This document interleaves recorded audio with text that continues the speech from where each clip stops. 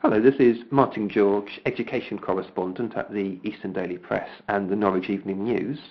I'm with Liz Easton, the Managing Director of Respect4Us, which provides alternative provision for schools in Norfolk and Suffolk. Nice to be here, Liz. For people who haven't heard of Respect4Us, do you want to briefly say what it is you do? Respect4Us is an alternative provision for schools in Norfolk and Suffolk, as you said. What we do is offer a wraparound care with a family feel to it. So our young people come in each day is slightly different to accommodate different activities.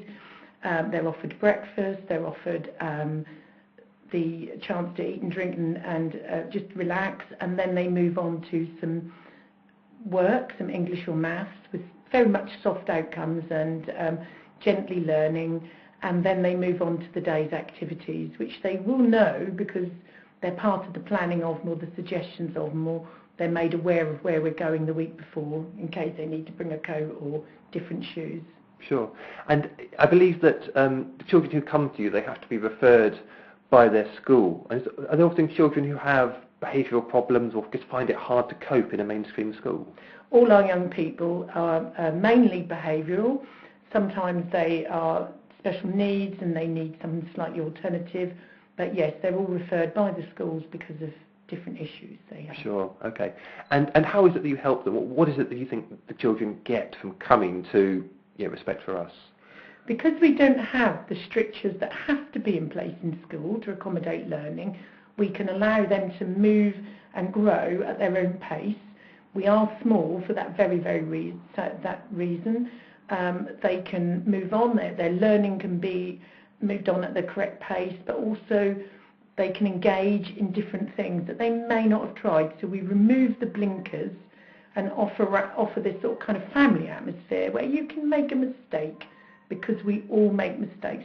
They're allowed to have a bad hair day as long as they know why they had it, and they come back the next time for a fresh start and just get on with that day. Okay. Now, I know that you've been going, I think this is your 5th year now. Yeah. So far you've been doing high school students, but you're hoping to move into to help some, is it Key Stage 2 students? Key Stage 2, yes. Hopefully before Christmas. Tell me a bit about that.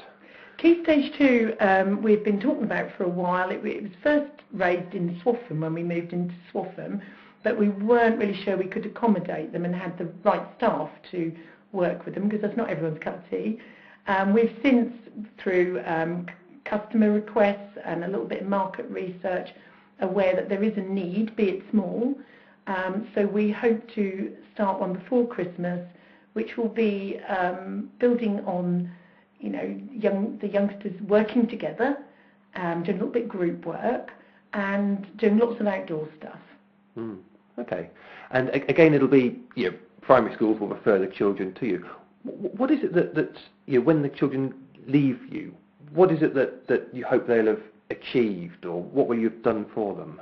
With the Key Stage 2s particularly, it will be enabling them to work in a group without disagreeing with each other, understand some really simple how to survive in school rules and how to get along in school, and maybe to enjoy school again, to maybe find out what they didn't like, how they got it wrong, and build on that and move them forward so that we never see them again. Yeah, that's unless it's in college when they're older. Fantastic. And you'll be based out near Coltishall? Yes, we're hoping to be able to rent, sounds dreadful, it's called the Shed at Hobbers, but it is an equipped shed and it's very nice and very much suitable to younger people because they can get outdoors, they can get out and do stuff. They'll be doing their orienteering there, bushcraft, and we've also got a place at Fairhaven. We've been given a bit of land that we can work on, and they can take the bushcraft out there and do some conservation work towards the John Muir Award. Okay. Likewise, on a wet and horrible day, they'll have somewhere warm to be indoors and do art and just more general stuff. Sure. And fairly small numbers, I think. Is that right? Very small. Key Stage 2, we don't plan to go above 5, and if the need generated more places, then we would look at moving or doing another unit somewhere else. 5 young people with the proper staff can get a lot of attention and be looked after properly. If we tried to be greedy, you would be putting them young people at risk, and that is not what we're about. So it would be that they get that full-on care, whether they want it or not. Okay, great. And just to sort of clarify, you're a charity and a sort of community interest company, is that correct? We're a not-for-profit organisation, so we set up as a community interest company. We then added the charity. We just did that 2 or 3 years ago, so yeah, there's no profit. Fantastic. We'll put back into the business if it is. Excellent. Well, good luck with Key Stage 2, and I hope you do lots of successful outcomes. Thank you very much. Thank you.